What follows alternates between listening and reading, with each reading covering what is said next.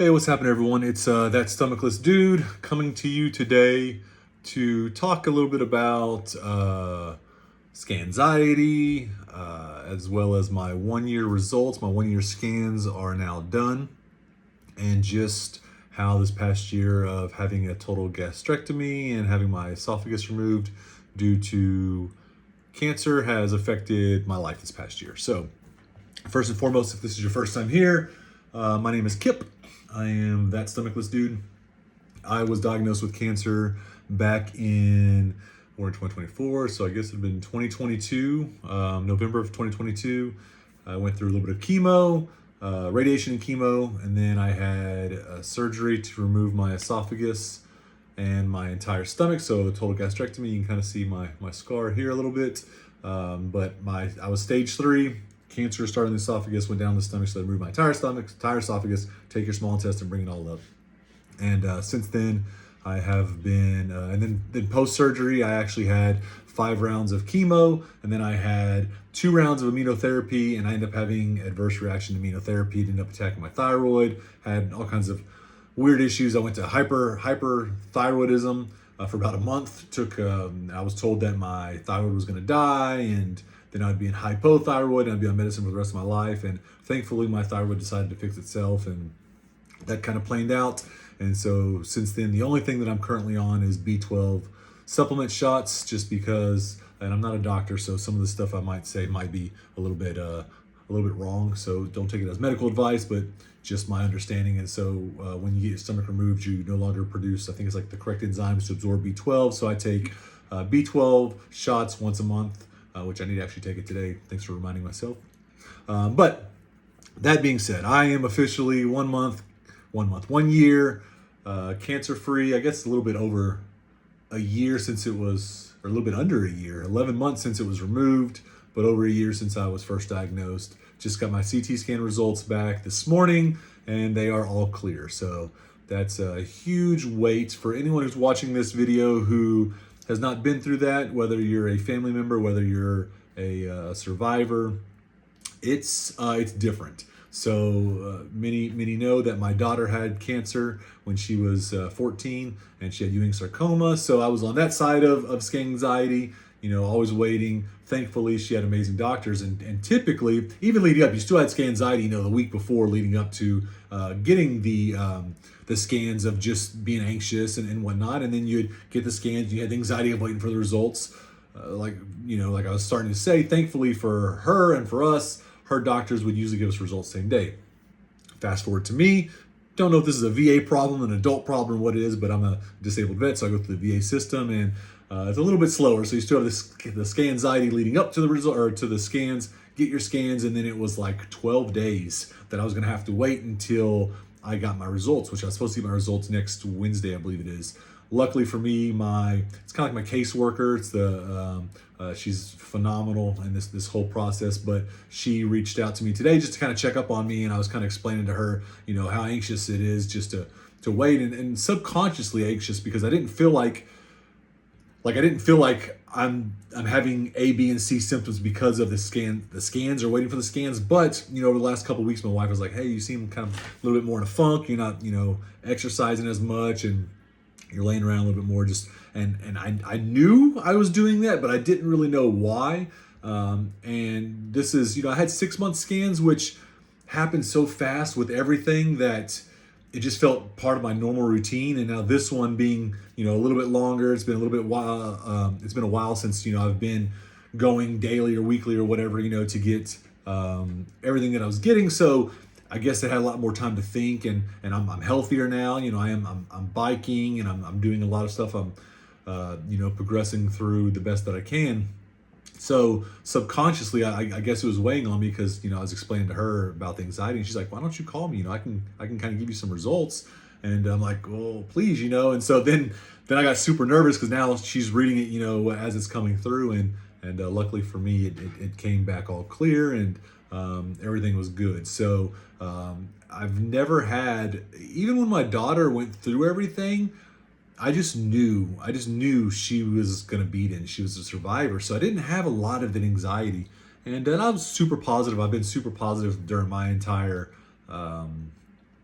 diagnosis and treatments and all of that. Anyone who's watched any of my videos knows when my daughter had cancer, I prayed, to God that, hey, make her healthy, give me, that burden, give me the cancer, whatever you need to do just to take it from her. So when I was diagnosed, that's always been in the back of my head, like, hey, I asked for it and I got it, but she's healthy, so I can't complain. And so it's been easy for me to accept what was going on and how it was happening. And so mentally, I've always felt that I've been strong with that. I've stayed positive. I have a saying, it's keep living till you're not. And that's kind of what I've done. So it's real, whether, like I said, whether you're on this side of it or you're on the other side watching a loved one go through it. If you're not seeing it, if you're not feeling it, it's there. And scanxiety, it's just, you're anxious. You don't ever want to see a loved one, or you obviously don't want yourself to have to go through what you've already been through with chemo and just all of that part. It weighs heavy. And it seriously, like when she told me that I was cancer free today, it was like, whoa, like I feel light as a feather. Like I've never had that feeling of just a weight. You hear it all the time, I had a weight lifted off my chest or a weight lifted off my shoulders or whatever. And I've never had that. And today I was just like, took that deep breath and felt like, hey, I can breathe again. Like, this is awesome. But what sucks is that, in 6 months from now, I'm gonna be going through this again.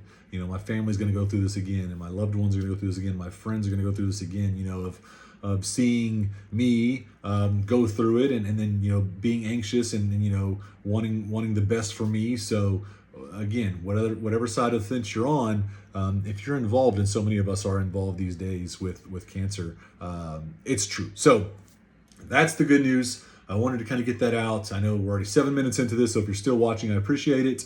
I make these films, and these videos, and these shorts just to show that, that their life does go on.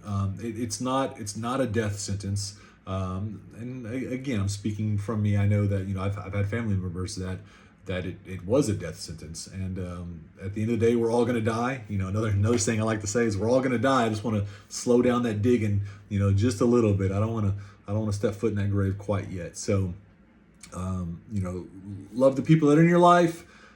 Stay positive. I feel my daughter's ability to beat the disease. I feel my ability to beat this disease, and I feel so many other people's ability to beat this disease starts with that mental game. You gotta be strong.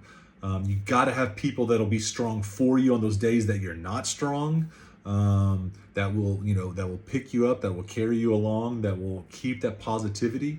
For me, I never did any research into, I don't even know the complete name of my cancer. I told my wife, and God bless her for, being the strong one and taking on this responsibility and burdening, shouldering the burden of everything that comes along with it. Especially since I didn't want to know any of it. She had a lot that she had to keep internal and I know a little bit now for a couple reasons. My new oncologist kind of messed up and told me like, hey, like this is for real, and the chances of a reoccurrence is really high, and that's something I didn't know. I didn't know the survival rate. I know it now, and it's really low for my type of cancer. The good part for me is my age. Typical people who have this type of cancer, and it's small signet cell adenocarcinoma or something like that.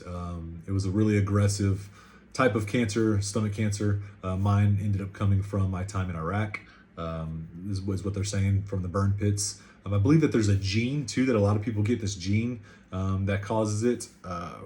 Cancer in my family is really rampant. It's had its way with my family on so many sides and so many family members. But anyway, so keep that positivity energy, keep that positive energy, keep pushing, stay positive on the days that it sucks. Take that in, don't block it out. Take in that suckness, because it gets better, and you'll look back and you'll say, how strong was I to get through that? And I lean on that all the time. So my 1 year update. So anyone who's gone through this, you're gonna find a lot of negative stuff. And so even though I didn't do research, when I did start kind of looking into when I was getting healthier, of just mainly on the gaining weight. I was always a bigger guy, and not fat bigger. I was fat at some point in my life, but I was an All-American swimmer. I was racing motocross, so I always say my fighting weight is 205 to 215 pounds. I'm 6'1", 6'2", and that's me in good shape at 10 to 15% body fat. So post surgery, I dropped down to 173, I think is what I was after surgery, maybe 175, somewhere around there. And I was told I had a feeding tube and right there, and I was told that I'm going to lose another 15% of my body weight. So we're talking, now I'm going to go down to 140 pounds. I think it was 140 pounds my freshman year in high school. So for me, that is extremely skinny, and I told the doctor that's not going to happen. I'm not going to allow it to happen. And anyone who's been through surgery, and if you haven't, some of the things that I think I've mentioned in some other videos is the portion control. Like, you can no longer eat, starting off, you can no longer eat 300 calories at a sitting, 400, 500. It ramps up, it gets better. It does get better. And that's one thing you don't find a lot on the internet, is it gets better. But you got to work. You got to want to get better. And so I had the feeding tube in. I told him, I didn't like the feeding tube. I'm not going to use it. He says, well, if you're not going to use it, you're going to lose even more weight, and then it's going to get serious. And I said, I'll prove you wrong. So the quickest you can get a feed tube out, at least with my doctor, was 4 weeks. So the 4 weeks after surgery was the fastest they would pull that feeding tube out of me if everything was going well. So 4 weeks I had my checkup, and I'd gone in there, and the doctor said, hey, how's everything going? I said, it's going good. He says, how's the feeding tube going? I said, I haven't used it, not once. And he goes, well, how much weight have you lost? I said, 3 pounds. And he goes, wow, that's absolutely phenomenal. We're expecting 15, 20 pounds at a minimum at this point. And so he says, do you want the feeding tube out of you? And I said, of course I do. So got the feeding tube out, and then from there I slowly it's tough eating. This isn't trying to be negative. This is just a little bit of the real. Is just starting off, your portions are so small. We're talking a quarter cup of food, and you can eat more. People are like, oh, how do you eat? Like, you no longer have a stomach. Like, you have a small intestine that's 6.7 miles long. It's not that long, but it's long. So there's a lot of spot that to put food in. The issue is, it's not so much can you take it in, it's just your body's not used to it. You have all this new plumbing. So early on, you eat a quarter cup of food, and you get something what's called dumping syndrome. And I always tell people there's two parts to that. There's two parts of the dumping syndrome. One is exactly like it sounds like. You eat, you dump. And a lot of people, what can cause that could be sugars. It can be, I've read water. People can't drink water, salads, greens, fresh vegetables. Like, each body is different. So it's hard for anything you read or you hear. If someone says, this is what happens, like, take that with a grain of salt, because what works for me might not work for you. What doesn't work for me might be your godsend, and what is just works phenomenal for you. So each person is different. I will say what works today might not work tomorrow, but what doesn't work today might work tomorrow. So you got to keep trying. Early on, I got a little bit of the sugary dumping syndromes, probably maybe, and it feels like it was a lifetime ago, and we're talking it's only been a year, but maybe the first month sugar kind of got with me. But now I eat a lot of sugar, as it's not probably the best for my diet, but to gain the weight. And I'll kind of get a little bit more into that, but sugar is kind of hard. So the second part of the dumping syndrome it's called like late dumping syndrome. And so for me, I have a scale 1 to 10, and it's like, how much can I eat and tolerate? So early on, I pushed that scale to where I was a 5, 6, 7, 8 almost daily. And that for me would be getting nauseous, throwing up, usually not the food, but it's like this bile you throw up, real fatigued, sweating, like you feel like you're just out of it, you're zonked out. And early on in my mind, again, I'm not a doctor, I don't know if this is any truth to this, but in my mind and in my body, and what I kind of would tell myself is suffer now, and have a little bit easier later. So I would suffer, and I suffered for months. For months I suffered because I would eat too much, but I wanted those calories to gain weight. I wanted to gain weight. I wanted to prove that you can gain weight, that you don't have to lose weight, that you don't have to, look and feel, is the right word, emancipated? Emancipated? I'm not saying the word right, but just frail. I didn't want to feel frail. I didn't want to be frail. I'm I'm 42 and I wanted to be as healthy as I could. I wanted to be strong for God forbid that it came back. I wanted to be able to fight it and you know, be as healthy as I could. So I pushed and I pushed and I pushed and I got better and I got better and I got better and I got up to about 180 pounds, 182 pounds, something like that. And then my thyroid kicked in, or from the immunotherapy, my thyroid went to hyperthyroidism, and I lost like 10 pounds in a week. Like my resting heart rate was like 150. I was sweating. It was like I was running a marathon. It was just, I was beat. And so I lost all those gains I lost like that. And I went back down to, I think the lowest I'd gotten was like 167. And I looked frail. I had, you know, no muscle on me, and I was just a skeleton. And so beat that, you know, stayed positive. I beat that. And then I'd gotten up to where I'd gotten back up to 195 had been kind of my top weight. Right now I stay 185 to 192. It depends. I've done videos where, you know, I can eat 3,000 calories in a day fairly easy as long as I'm home. Like it gets difficult when you start going out, running errands, traveling. You got to pack snacks. You got even at home, you got to have snacks 24/7. If you're hungry, eat. If you're thirsty, drink. With this surgery, you can't kind of do them both at the same time.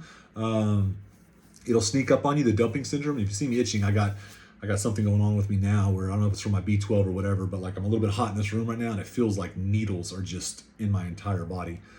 So it's a little bit excruciating and makes me look like I'm a crackhead or something. I'm like always scratching, but hopefully that'll get taken care of. Just another side effect of cancer, I guess, and the chemo and the B12 shots and the immunotherapy and the radiation. But anyways, enough of that negativity. But just push. I actually did a video where I had 4,200 calories in one day. 4,200 calories.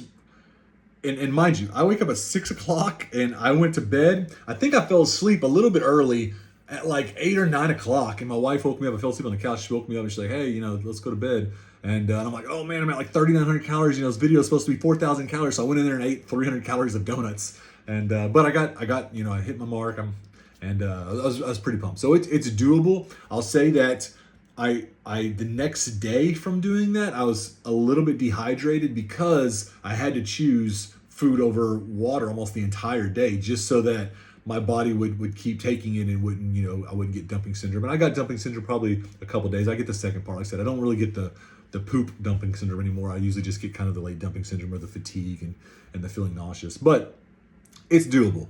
It's 100% doable.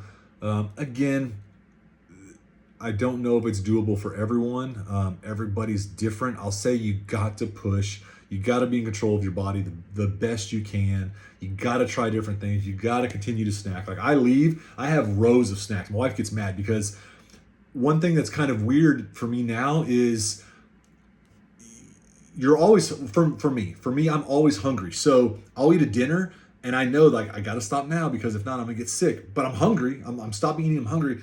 And I know that I need to wait, 30, 45 minutes, an hour. And what's so weird is that, like, say we have my favorite meal, we'll have steak or something like that. I'll be like, oh man, I can't wait till I can eat again because I want that steak. When it's time to eat again, I have zero appetite for steak. Like very rarely, and I'm talking, when I say very rarely, in the last year, once or twice have I wanted leftovers right after I eat them. Like next meal leftovers. Usually I'll be like, oh, I'll save it, I'll try to eat it tomorrow and I'll have something else. But it's nonstop. Like it is. Like right now, I'll probably leave here, and I had some jambalaya for my third meal. Well, I don't even know what time we're at right now. My phone won't show me. So we're at 12:16. I've already had overnight oats. I've had my protein shake. I've had jambalaya. I've had some M&Ms, and I'm probably about to go eat some peanut butter. Usually I'll eat probably 7-8 times a day, really at a minimum, and then snacking kind of throughout. Like I said, I'll get a scoop of peanut butter just because 2 tablespoons of peanut butter, 190 calories, good fats. There's some good protein in it. My diet isn't nearly as clean as it should be, or I'd like it to be. But right now, my main focus is just trying to maintain the weight. I've been slacking a little bit, like I told you, Scanxiety, but I was riding my bike 3 to 5 times a week. I was in the gym another 3 times a week. So I was burning just a lot of calories exercising. So it became really difficult at my weight to maintain 195 pounds. I really need to eat over 3,000 calories, really at a minimum. And that doesn't include, all the, some days, like I went on a bike 20 miles and I ended up burning like 1,000 calories. So to add an extra 1,000 calories old was fairly easy. You know, I could go eat a damn Jack in the Box value meal and there's 1,000 calories. Now to get 1,000 calories in, we're talking that's 3 meals, you know, at least 2 meals at a very minimum, but 3 meals. And each meal you have to wait 45 minutes to an hour. So that's 3 hours of your day just to get back those calories that you burned riding your bike or doing whatever you did. So I'll kind of leave this video saying it's doable. I'm gaining weight. I'm healthy. Life goes on. No, it's not the same. In some aspects, my life is better. Many aspects, it's worse. I was a foodie before, so you know it's a little bit devastating. You know, not being able to enjoy something that I've enjoyed my entire life. Like brunch was me and my wife's thing. You know, having some good drinks. I mean, I can still drink, but again, like I said, it's kind of a trade-off. But drinks and some good brunch and dinner and food and buffets and like not anymore. Like now, food has been. If anyone's ever been into weightlifting, you know, I got for a while into bodybuilding where, you know, I ate just for macros and for fuel. And it's kind of where I'm at now. It's definitely not as clean as when I was eating bodybuilding, but it's like, you know, if I go and I look at a menu and we're having whatever, I look at, okay, what's the most calorie dense? I'll have that. And I don't even care typically what it tastes for as long as I can get the most calories out of it, which sucks because food definitely has lost the pleasure aspect of it, which I'm assuming that's probably a lot of the reason that us in America, me included, at one point in my life was obese, is because, you know, we eat food for pleasure and not so much for substances and you know, and energy and kind of, you know, fueling our body. So I'm by no means a fitness fanatic, and I'm not here to try to explain the perks of clean eating. I'm just trying to say from my side, I eat dirty. And I probably need to clean mine up so that I don't have some other kind of issues later on down the road, like diabetes or something, because I'm eating ice cream like it's no one's business. But thank y'all, anyone who watches this. You know, if you are going through this, I hope this gives you a little bit of confidence and kind of inspires you. And, you know, stay positive. Positivity spreads a lot slower than negativity spreads. So we need more positivity to combat all that negativity that's out in this world. Not just as a gastrectomy patient, but, you know, or a cancer patient, esophageal patient, whatever I am. You know, there's a lot of people out there that need positivity in other aspects. So stay positive, keep grinding, keep doing your thing. Feel free to comment, ask questions. I try to answer these as you know, quick as I can. I have obviously this is the YouTube channel. I have an Instagram and I have a Facebook, that Stomachless Dude. And like a lot of it's just kind of my daily adventures. Early on, I thought this was going to be a lot easier to kind of, you know, post daily and stuff like that. And I'm like, my life's really not that interesting. I kind of do one or two of the same things. So I need to probably do a little bit better of these videos of just kind of longer informative videos. But I know 23 minutes is a long time to watch a video too. So hopefully you got something out of this. Appreciate y'all. Stay positive. Prayers, thoughts. Y'all take care.